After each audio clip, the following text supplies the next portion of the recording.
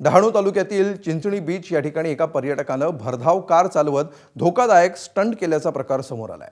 कारवरील sunroof काच उघडून चालकानं पायाच्या सहाय्यानं स्टीअरिंग नियंत्रित करत कार चालवली।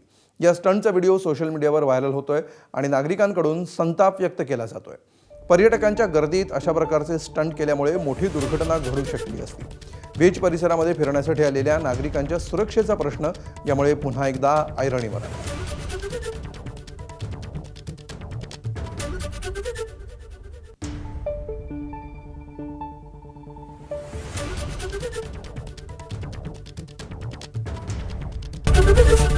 एबीपी माझा, उघडा डोळे बघा नीट।